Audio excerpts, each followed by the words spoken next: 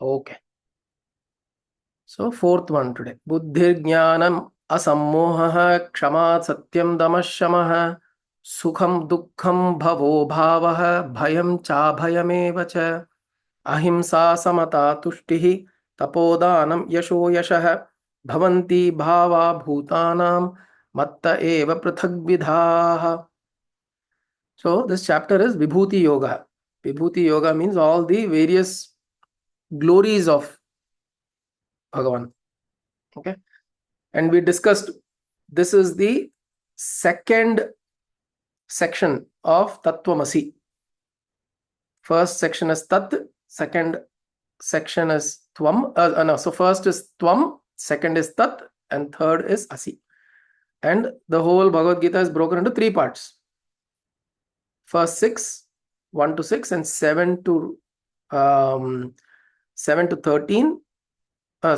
to 12, and 13 to 18. Right. So first section is Twampada, about us, about the individual jiva, about me, the sadhaka. The next 6 chapters are about Bhagavan, or the glories of the cosmic being, glories of that which we are considering above myself. Right? We consider something above myself, right? Daily, whether we sit in the prayer or not, whether we do puja or not, whether we do dhyana or not, somewhere inside us, we know that something there is above me. There is something that is beyond me. At presence, we know. It is just that we perceive that as something powerful that can make things happen for me. That is the way we see this thing. We don't see this presence as, how do I realize this presence within me? Normally we don't see it that way, right? When we think about there is something greater than me, we want that something greater to always do things that I want. It is like how Duryodhana wanted Dhritarashtra to always do what he wanted. Duryodhana was the Yuvraj, he was the son. Dhritarashtra was the king. And whatever powers as a king Dhritarashtra had, Duryodhana exploited all that. Correct? Everything possibly exploited. He'll tell Papa, do this. Papa, I want this to happen. Papa, if you don't do this, I will go and jump from here. Papa, this, Papa, that. So everything whatever in the powers of the king Dhritarashtra had, Duryodhana exploited him. Why? Because we always want somebody who is greater or more powerful than me. I want them to do something for me. This is always look at how we think. This is how we naturally think, right? Even if you sit here and think that, okay, there is a power greater than me, then immediately our mind goes, oh, Bhagavan, do good for me, do this for me, do that for me. Naturally, this is the way we don't try to, this avatara, the word avatara is a very beautiful word. Avatarati iti avataraha. Avatarati means that which comes down. For what? To help us go across. Tara means to, or tarati means to help you go across. Swim across, cross over. So for me to cross over, something is coming down. And that something we call, that which comes down, is avatara. But we have named some avatars, Rama, Krishna, Buddha, and we are waiting for an avatara called Kalki to come. So avatara is essentially, you can experience avatara on a daily basis. How? Whenever you think of this presence, don't ask for anything. The moment you think there is something greater than me, there is this power that is greater than me, ask that power to come and reside in you. Experience avatara in you. Bring that form, bring that energy, bring that whatever that cosmic, whatever we call it, cosmic being, whatever. Ask that or request that to come into you. Don't request it to do something for you.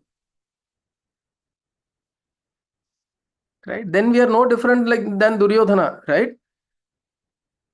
Good or bad. All we keep doing is asking it to do something for me. Where does it keep you? You'll always keep asking, right? You'll always keep asking and you'll always keep blaming. Was Duryodhana ever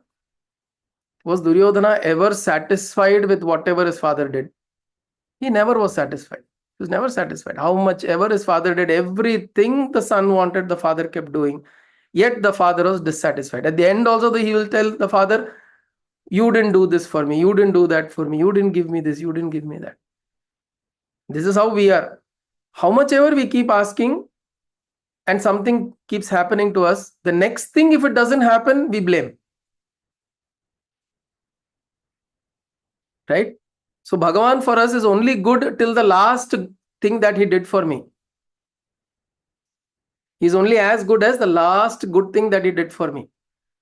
Until the next good thing he does, he is not, I blame him. This is not good, that is not right, this is not happening. Why? Because our relationship with Bhagavan, our relationship with this supreme or this thing that is superior than me, this Tat Pada. So we're talking about Tvam, Tat, and then Asi, right? The three parts of Bhagavad Gita.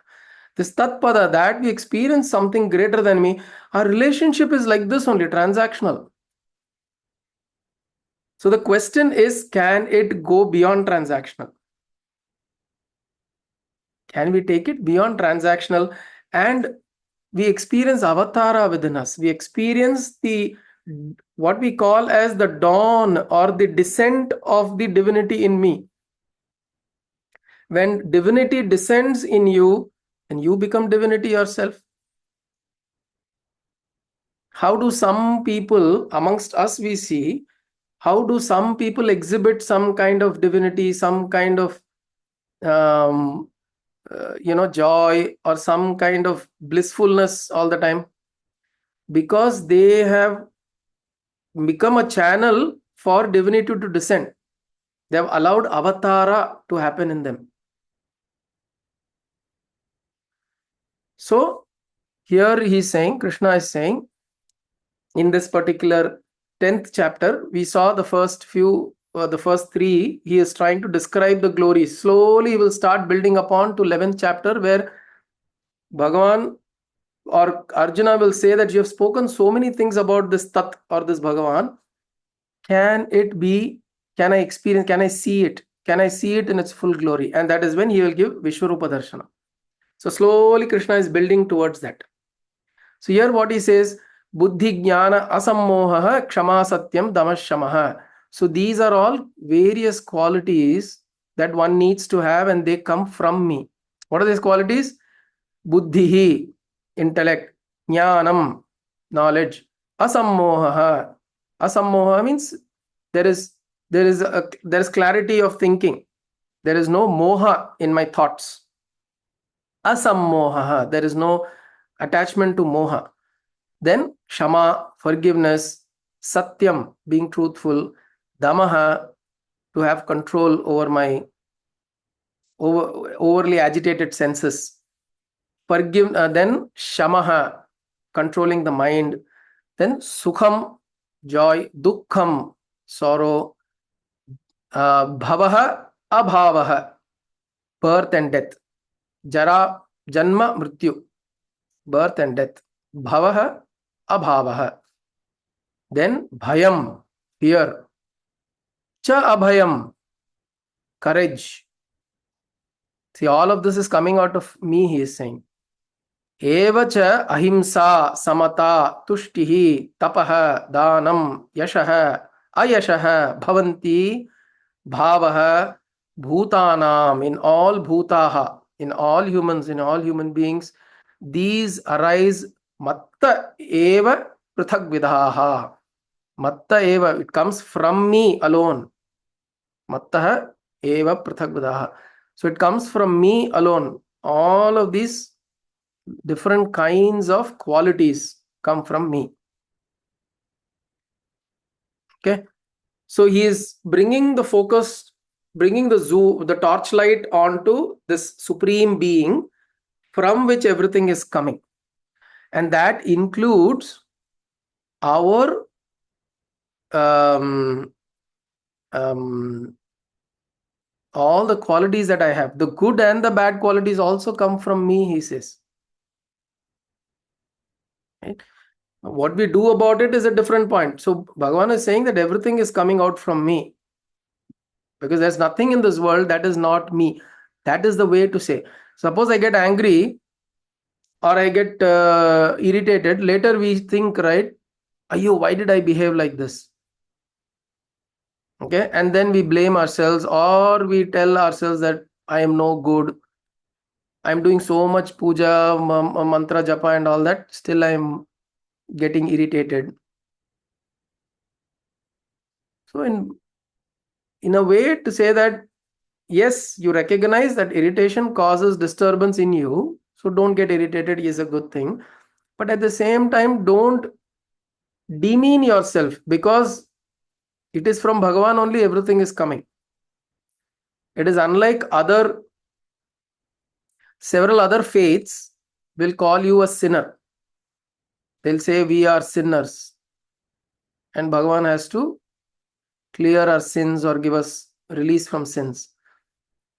In this culture, we are not considered as sinners. We are considered intrinsically good.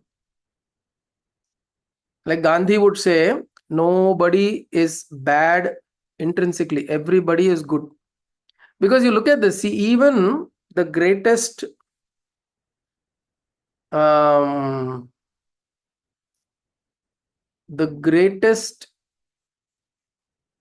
yesterday I was thinking about this. Mahabharata had about 40 or 18 Akshahoni Sena, right? 18 Akshahoni. Akshahoni is the number or count of armies. The whole army on the Kaurava side was 11, on the Pandava side was 7 Akshahoni. 11 and 7 Akshahoni. There were total 18. You know how many people were there in these 18 Akshahonis? Total. You total up, you know how many people were there? I'll give you an example. One Akshahani Sena is roughly about 230,000 people. 230,000 people. Which means 2 lakhs. Roughly about 2.5 lakhs. In one Akshayani Sena. There are 18 such Akshayani Senas. So give or take roughly about 40 lakh people, right? 40 lakh people, 4 million people. Okay.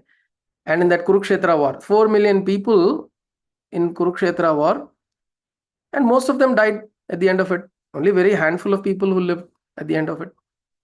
So imagine so many people died. Now, then I was thinking, how many people did Hitler kill? Jews. You know how many Jews Hitler killed? He killed 60 lakh Jews. So he did greater destruction than what happened in Mahabharata. Alone, one guy alone, 6 million Jews. Okay. But the same man was so gentle and friendly to his immediate friend, no? To his immediate people he was protecting and who he was growing along with, or whatever. He was people that were close to him. To them, he was good only, no? So both of these are coming from Bhagavan, if you look at it that way. Because nobody is intrinsically bad. Going back to what Gandhi was trying to say is that nobody is intrinsically bad. There are different situations, conditions, scenarios, or whatever. This mental state. A lot of these things go into making them do what they're doing. But intrinsically, they're good. Otherwise, they will not be good to anybody then. If somebody is intrinsically bad, they can't be good to anybody. But how is it that the greatest, somebody who's the greatest tyrant greatest tyrant who kills so many people, or even take Duryodhana for that matter. He wants to wipe Pandavas and this whole family off the face of the earth. But he was good to his wife. Correct? He was loving to his wife. So that quality is existing in all. It is only our prerogative. It is our decision which ones you want to highlight, which ones you want to shine and bring it out, and which ones you want to give less importance to. It doesn't suddenly mean that some people go into this mood, I am a bad person, I am always like this, I get like this, I get like that. No, let's not go into those depressive thoughts. It's always there. It's there in everybody. It is just that some people take a lot of effort to identify those tendencies which are beneficial and polish them through sadhana. And the ones those are not so beneficial, you try to slowly dissolve them. That is also through sadhana. And how do you know the difference between the two? You know. Today, I don't think anybody is in a position to come and tell you that a particular act is right or wrong. Most of the times we know whether we're doing a right act or a wrong act. It's very unlikely that we are in a position where we don't know what we're doing is right or wrong. Right? Social conditions, transactions, that may be okay. We may fall into a situation. I don't know what is dharma sankatam அப்படின்னு சொல்லுவோம் இல்லையா, dharam sankat. A lot of times we fall into that plane where we don't know exactly what is the right thing to do. But most of the times on a daily basis, we know what is the right thing to do. Right? So nobody has to come and tell us what are those tendencies in me which are good tendencies and this is bad. Nobody has to come and really point out this is good and bad. There are very subtle tendencies which over time the guru will point out. But by and large, we know. So what Bhagavan is saying here, buddhir jnanam asammoha kshama satyam damashamaha sukham dukkham bhavo bhavaha bhayam cha bhayameva cha ahimsa samata tushtihi tapodanam yasho yashah bhavanti bhava bhutanam. So these are all bhavanti bhava bhutanam matta eva prithak vidaha. All these arise from me, be it violence or non-violence, birth or death, fear or courage, joy or sorrow. All of this arise from me. Okay? And then he goes on to the 6th verse where he says, Maharshayah saptapurve chatvaro manavasthata madbhava manasa jata yesham loka imaf prajaha. So he says, even the Sapta Rishayah, the 7, what we call as the Sapta Rishi, all the 7 rishis, then the 4 saints before them, Chatvaro Manavasthata. Who are those 4 rishis, the 4 saints before them? Does anybody know who are those 4? Sanaka Sanandana. Correct. Sanaka, Sanandana, Sanata Kumara, Sanata Suja, Sanat, something like that. There are 4 Brahmas Manasaputra. So these are 4 Manasaputras who came out of Brahma. So they are, in fact, these are 4 you see at the feet of Dakshinamurti. Dakshinamurti is seated. You will see when he is sitting under the Ashwatha tree, there are 4 saints, aged. Shishya, Vruddha Shishya,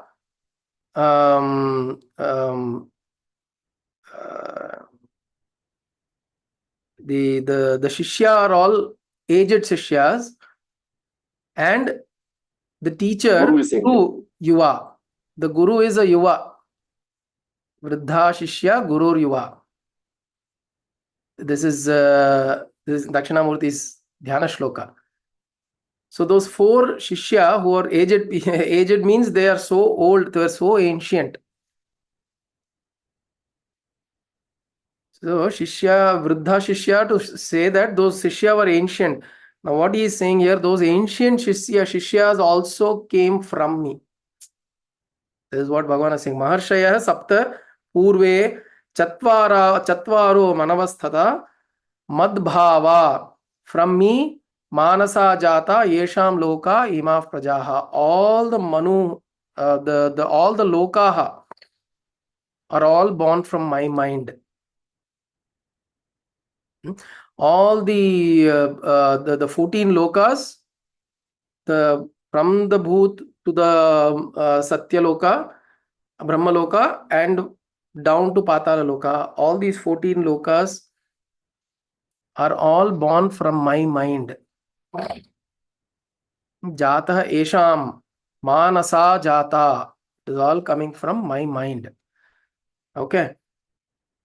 And from there, the whole world is created. Yesham loke imaf prajaha. The worlds are created and all the people are also created. Chatvara manavaha, which means all the different manu. The different manus are, manu is a post given to somebody who is the progenitor of manavaha. We are called manavas because of Manu, Prajapati Manu. And every yuga has, or every maybe a cycle of time has a Manu. So right now it is Vaivasvata Manu right now. Which is why in this thing and all, when we take Sankalpa, we say Vaivasvata Manvantare. Right? So Vaivasvata Manu is the present Manu. And there are many Manus. Every time there is a different Manu who comes, and essentially from that the whole creation happens and so on and so forth. So he says all the Manus also come from me. So which means I am, even before creation occurs. Even before creation occurs, I exist. And then in the 7th verse, he goes on to say, Etam vibhutim yogam cha mama yo veti tatvatah. So those who understand this vibhuti of mine, saha vikampena, avikalpe, without avikampena, saha avikampena, without any doubt or hesitation, yogena yujyate, he joins with me, natra samshayah, do not doubt this. The one who knows me in these glories, which means the one who knows that I am beginning of all time, I am beginning of all space, I am beginning of all creation. We were doing the same thing in Purusha Sukta also. In Purusha Sukta, from Purusha comes Manaso Jatah, Chaksho Suryo Ajayatah. What is that?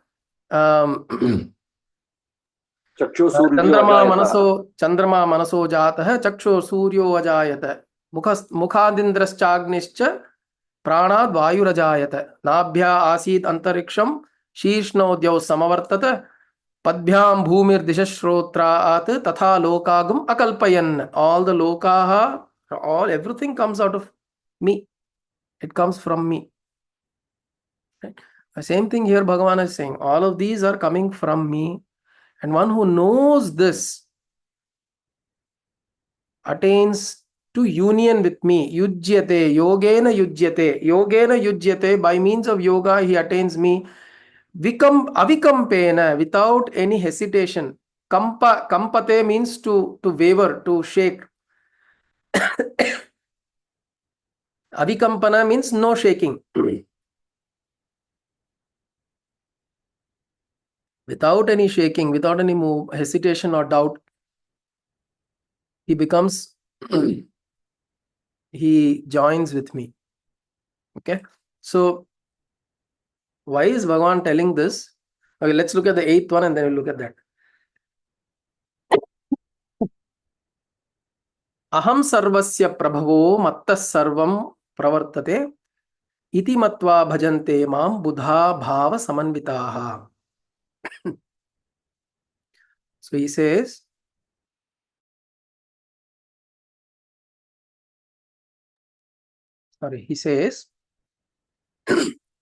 those who pray to me in this way, knowing that everything comes from me.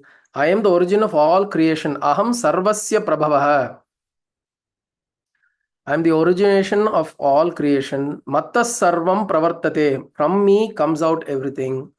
Iti matva, having known this, bhajante mam, those who worship me, buddhaha, all the buddhaha, which means all the wise ones, bhava samanvitaha, they worship me with great faith and devotion, such people. Okay. Now, why is he talking about knowing him through the process of creation, or as this entity from which everything is coming? See, look at the way the mind works, okay? When you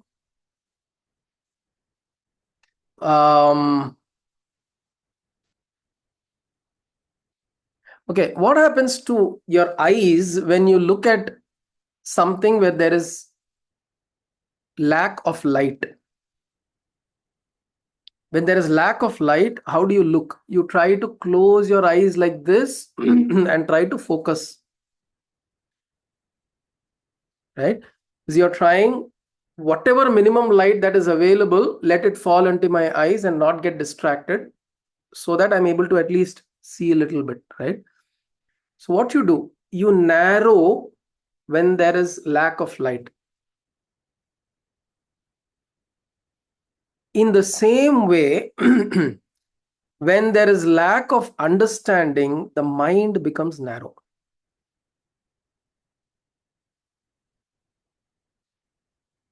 Remember this. This is our daily experience. When there is lack of light, when the lights are all turned off at night or whatever, when I have to see something, I have to strain my eyes.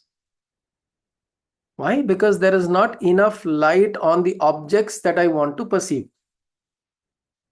In the same way, when there is not enough light of knowledge or understanding, my mind constricts. My mind also becomes narrow. Narrow means not physically. It becomes narrow means it just focuses on one thing or two things or this or that. Why do people fear? Where does fear come from? Fear comes because I don't know enough about something.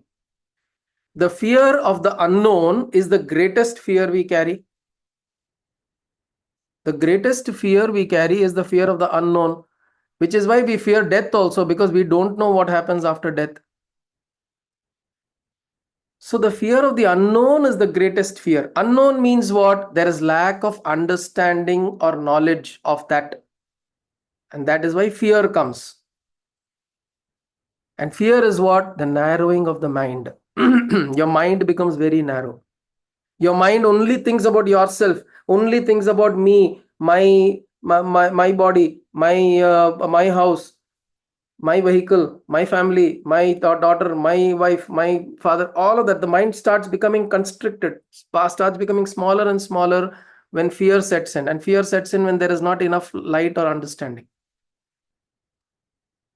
Now, what Bhagavan is doing through these verses is trying to expand the mind.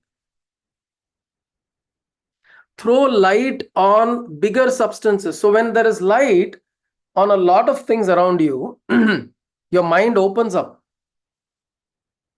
Your mind blossoms, your mind opens, it can think clearly. Which you notice people, those who are painters and artists and creative people, like to go to either mountain places where there are mountains or big oceans.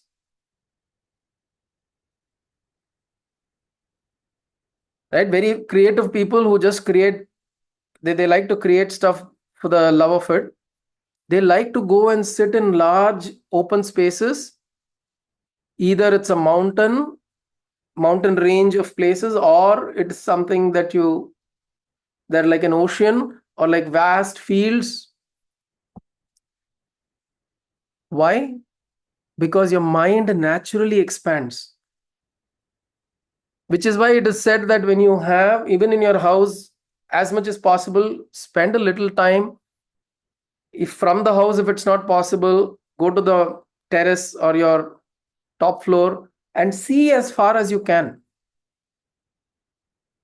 Just by seeing as far as you can, your mind naturally, there is a little blossoming of the mind. The mind opens up a little bit. You will experience this. It is a very natural occurrence within us. When you're in a constricted space, that is why you see, if you're sitting at the computer and keep looking at the computer for very long hours, the mind just becomes like that. And when you go out and see outside, you see at some distance, you see the trees, the the open fields, or you see the sea, you see the mountains from a distance. Your mind opens up naturally. There is very little effort you need to do anything. You just have to be there in that space. Bhagavan is doing the same thing. He is showing big things to us. He's showing big things, great things. He's saying that I am this great. Think about the universe. Think about where the world came from. Think about where creation happened. Think big, think big. When your mind, when he's throwing light on big things, your mind opens up. And when mind opens up, your day-to-day things start becoming smaller.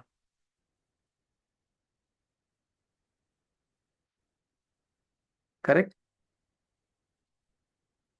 When your mind opens up and you're starting to think big things, you will notice that your day-to-day troubles and day-to-day problems will start becoming smaller suddenly.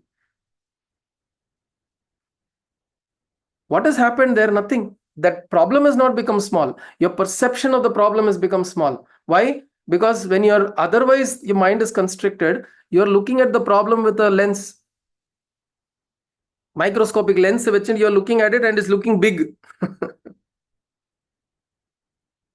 That is why it is said that mentally always try to distance yourself from the problem that you're facing. You move yourself a little away from the problem, not run away. We're not talking about running away from the problem. We're talking about move yourself from a distance, see the problem from a distance. And when you see the problem or anything that you're perceiving as a problem from a distance, it is not so much a problem anymore. This will be everybody's experience. It's no longer, the intensity of the problem is no longer the same. Why? What has happened? One, you have slightly distanced yourself. Two, you have now got a larger area to cover from perception. Your perception has now become widened. So the same thing, Bhagavan, what he is trying to do, he is helping us to widen our perspective. This is very important because when we think about our lives, we only think about our lives, right? Think about other people's lives around us. It is exactly the same. What is so special about my life? Correct? Everybody has a body, they have body problems. Everybody has a mind, they have mind problems. Everybody has a husband, they have husband problems. Everybody has a wife, they have a wife problem. Kids, they have a kid problem. Those who have kids, they have a kids problem. Those who don't have kids, they don't have kids problem. So why don't I have kids problem? Everything is a problem. But you look at it, you can always categorize yourself into a group of people. You can always do that. You'll always find you belong to a certain profile of people. Which means what? Which means it is just not me. There are so many people like me. So when we look at life like that, then your problems and your issues and your concerns and all of that start becoming smaller. And what Krishna is doing here, he is saying, Aham sarvasya prabhavah mattas sarvam pravartate. Everything comes from me. Iti matva bhajante mam buddha bhava samanvitaha. The intelligent ones think of me this way and pray to me this way. By intellect means the wise ones, those who understand this. That is why even in our, there are many meditation techniques. If you have attended any meditation classes, you will notice that they will always ask you to visualize that you're going above, you're leaving the body, you're going above the body, you're going above this city, You're moving away from the city to the town, to the city, the country. You're going above the planet, and then you're going to the solar system, whatever. So visually, the guided meditation, they do it this way. They slowly move your conscious awareness out of the body and slowly above. What do they achieve? What do you feel at the end of it? You somehow feel less burdened or lighter. If you notice, if you've done such exercises, you will find yourself much lighter at the end of it. Why are you lighter? Because this thing that I was holding on to, my mind, my problems, my issues, my constraints, my, slowly those drop. Because they're so heavy that they can't travel with you. Those problems will not travel with you. It's not like you go to outside, you're in the solar system, your galaxy, you're rising, and suddenly you're thinking about your cooker la enna vechirken. Then pussunu whistle anga. The whole thing comes down. But while you're there, you feel light. Why do you feel light? Because a lot of these things which your mind is carrying as a burden, you're leaving it here and you're going up. So Krishna is presenting to us the same thing he will do. Slowly he will present to us a perspective. Think bigger, think big. We hear this, right? Even as a child, we tell children to think big, dream big, and all of that.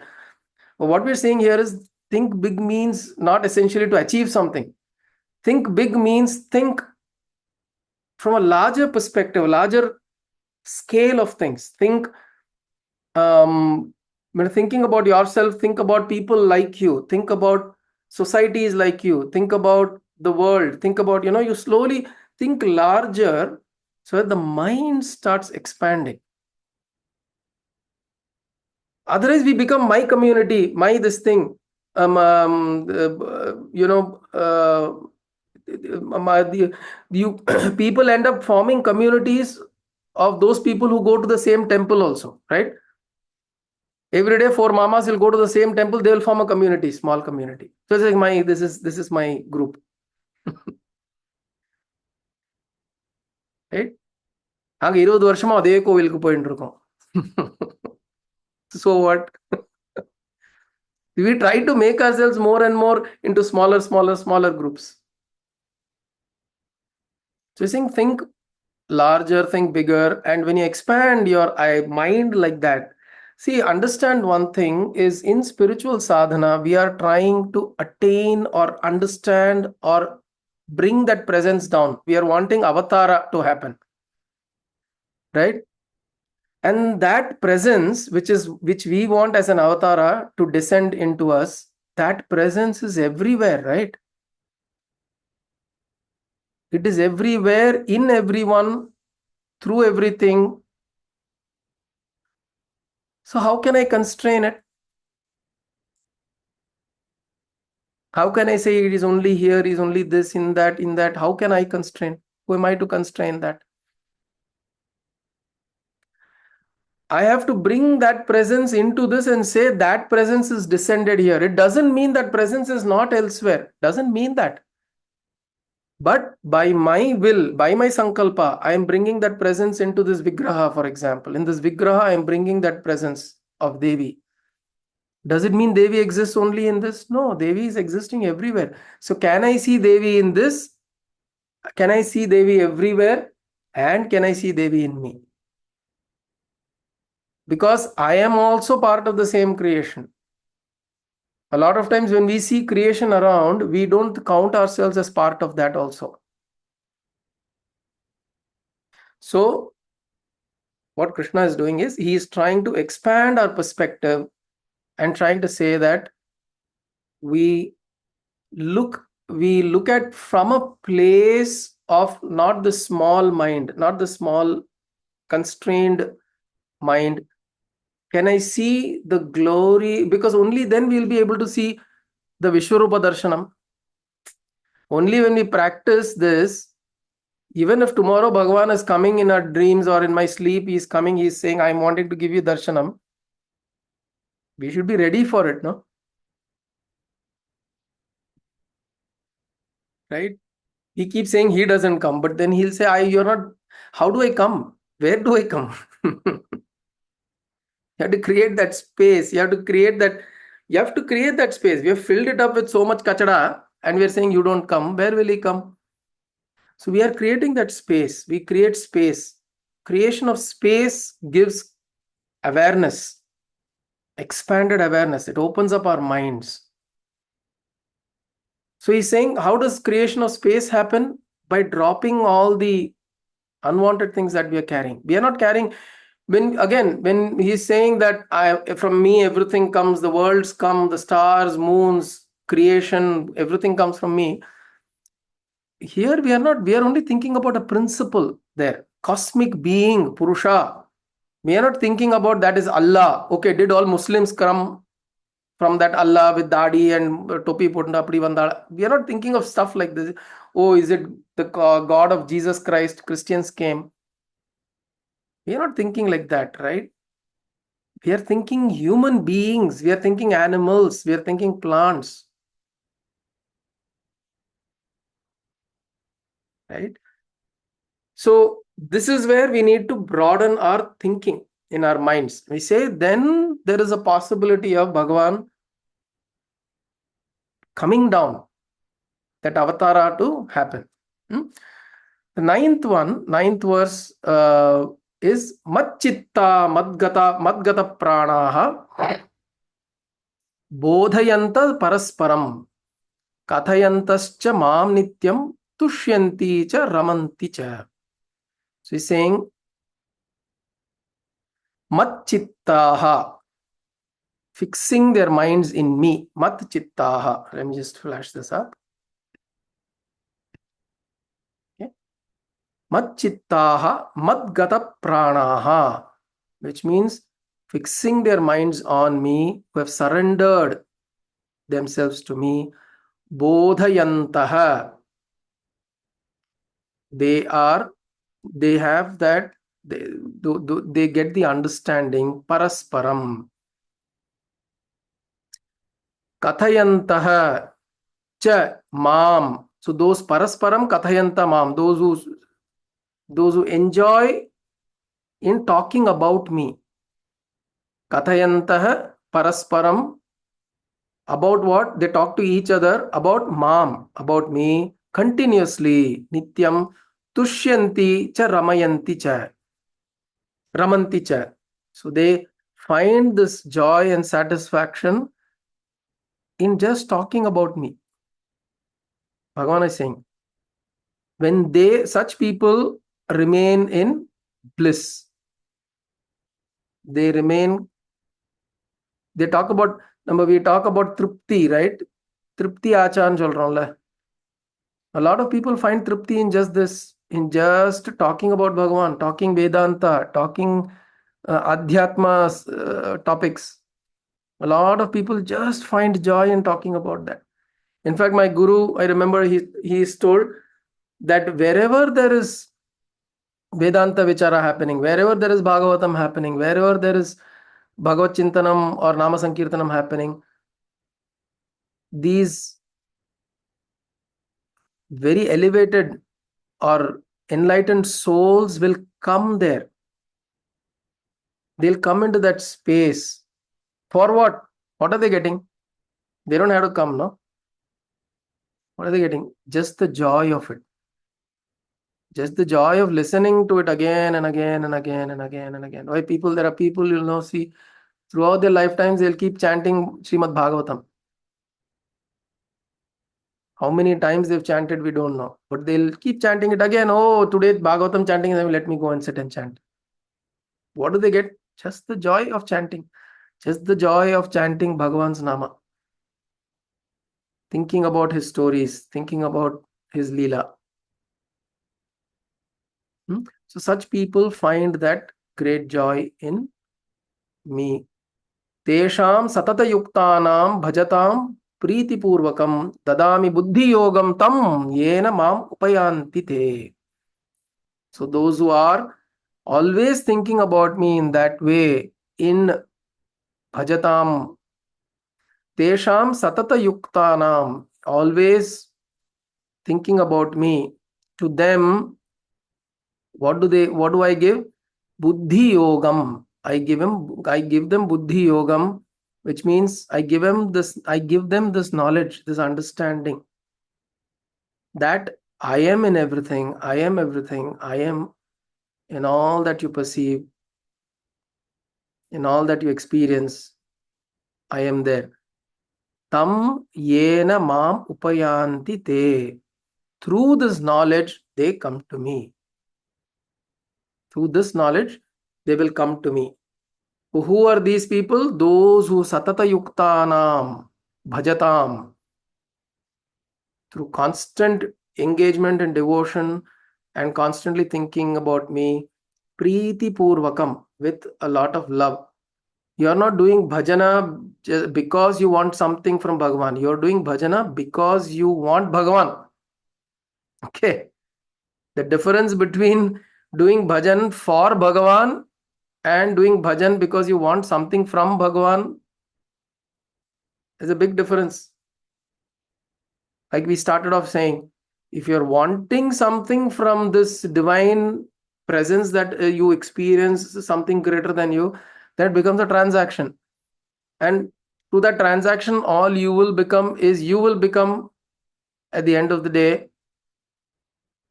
a useless human being, right? Unsuitable human being. That is what we'll become, which is what happened to Duryodhana. Why did Duryodhana had to be, and his brothers had to be killed? Why does Bhagavan call it dharma? Because they became useless human beings. They became so useless that they started not just they were useless, they started becoming harmful for a lot of people. For society as a whole, they started becoming harmful.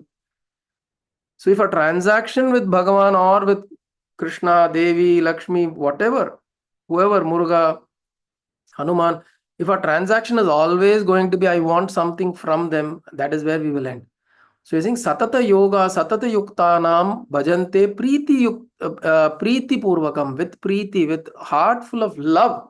When you do this bhajana, then I give them dadami buddhi yogam, I give them understanding. And this understanding is what we are all yearning for constantly. This understanding is what we need to obtain. And this understanding, jnanam, when jnanam descends upon us in some form, understand it is Bhagavan himself descending into us.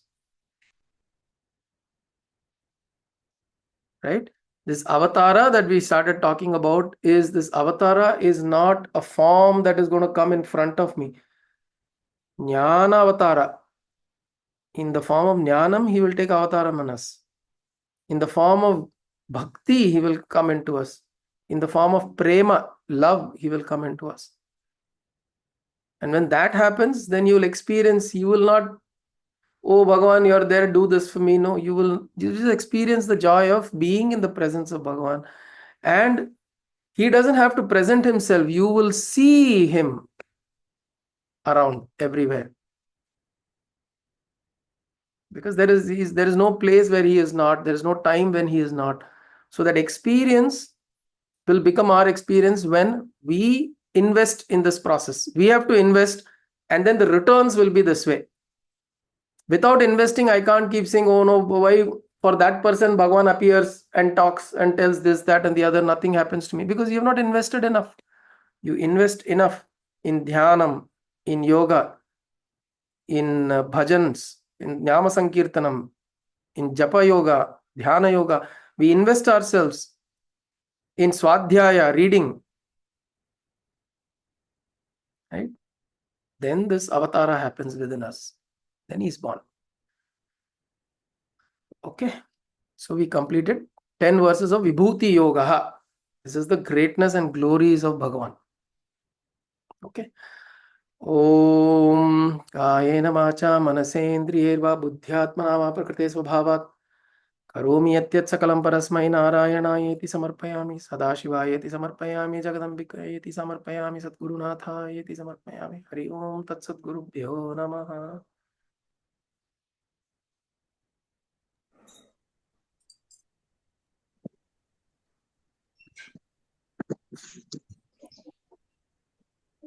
గురుదేవ. Hari Om. Hari Om. Hari Om Guruji. Hari Hari Om. Om. Thank you మా. నమస్కారం. Thank you. Hari Om.